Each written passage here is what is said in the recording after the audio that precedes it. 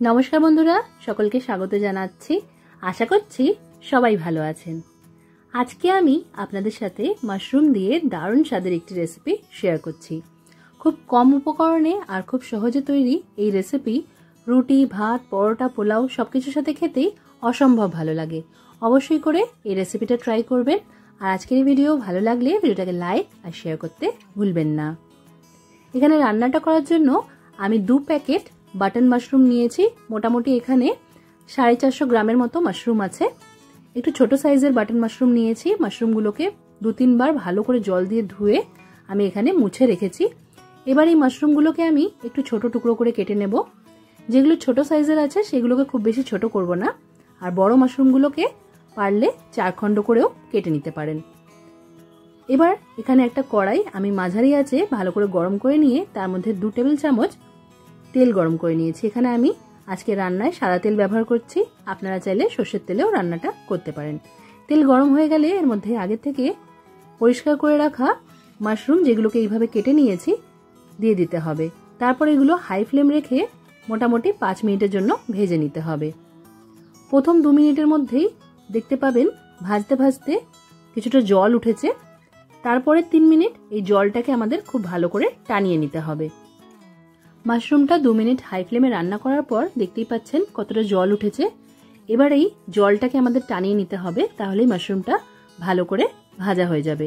আর মাশরুমটা কেটে নেওয়ার পর কিন্তু জলে ভিজিয়ে রাখতে যাবেন না, তাহলে কিন্তু আরো বেশি পরিমাণে জল উঠবে আর তখন জলটা টানাতে একটু বেশি সময় লাগতে পারে। তো দেখতেই পাচ্ছেন এবার মাশরুমের থেকে পুরো জলটা টেনে গেছে আর মাশরুমটা খুব ভালো করে ভাজা হয়ে গেছে।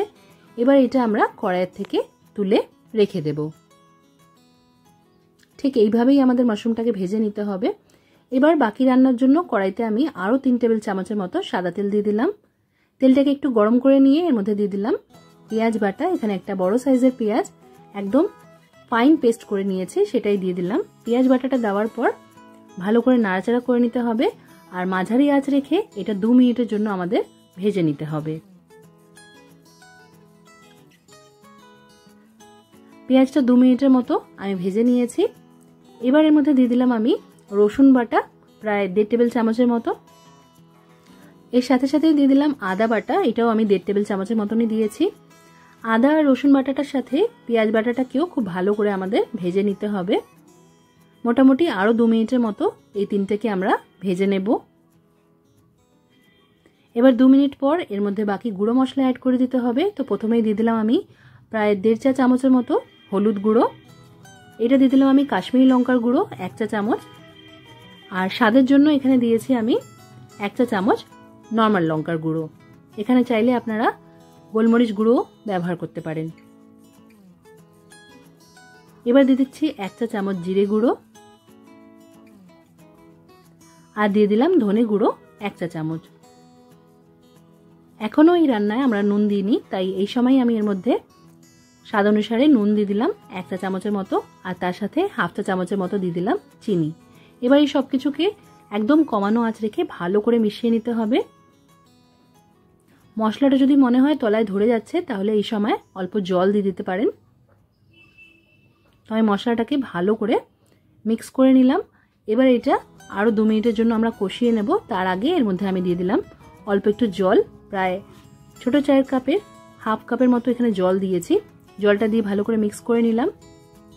এবার এটা 2 মিনিটের জন্য আমরা কমানো আঁচ রেখে কষিয়ে নেব। তো 2 মিনিটের মতো এটাকে কষিয়ে নিয়েছি। এবার এর মধ্যে দিয়ে দিলাম আমি টমেটোটা এখানে ছোট ঘষনিতে ঘষে আমি দিয়ে দিয়েছি। একটা ছোট সাইজের টমেটো দিয়েছি। আপনারা এই রান্নায় কিন্তু ফ্যাটানো টক দইও ব্যবহার করতে পারেন। টমেটোটা দিয়ে 1 মিনিটের মতো এটাকে কষিয়ে নিয়েছি। এবার এর মধ্যে দিয়ে দিচ্ছি আমি ভেজে রাখা মাশরুমগুলো দিয়ে বাকি সব মশলার সাথে খুব ভালো করে মিশিয়ে নিতে হবে।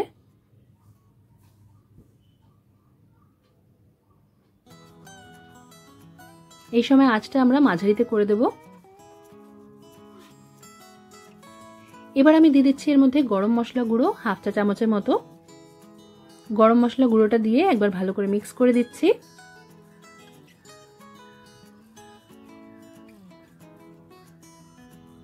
তার সাথে সাথে এর মধ্যে দিয়ে দিচ্ছি আমি কসুরি মেথিটা এখানে আজকে আমি ড্রাই রোস্ট করিনি। এটা এই সময় জাস্ট ওপর থেকে দিয়ে একটা ঢাকা দিয়ে এটা 2 মিনিটের জন্য মাঝারি আছে আমাদের রান্না করে নিতে হবে। 2 মিনিট পর আমি ঢাকাটা সরিয়ে নিলাম। দেখতেই পাচ্ছেন পুরো রান্নাতে যে তেলটা ব্যবহার করেছি সেটা পুরো ওপরে এরকম ভেসে উঠেছে। যারা এরকম ড্রাই মাশরুম মশলা খেতে ভালোবাসেন তারা এই সময় মাশরুমটা কেমন সেদ্ধ হয়েছে সেটা চেক করে আঁচটা বন্ধ করে দেবেন। আর যারা একটু গ্রেভি দিয়ে খেতে ভালোবাসেন তারা এই সময় এর মধ্যে ছোট চায়ের কাপের 1 কাপের মতো উষ্ণ জল দিয়ে দেবেন। আমি এখানে ছোট চায়ের কাপের 1 কাপের মতো উষ্ণ জল দিয়েছি। জলটা দিয়ে খুব ভালো করে মিক্স করে নিয়েছি।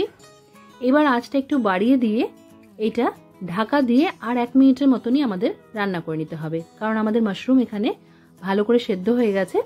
এটা জাস্ট সব মশলার ফ্লেভার এর মধ্যে অ্যাড করার জন্যই 1 মিনিটের মতো হাই ফ্লেমে রান্না করে নিতে হবে।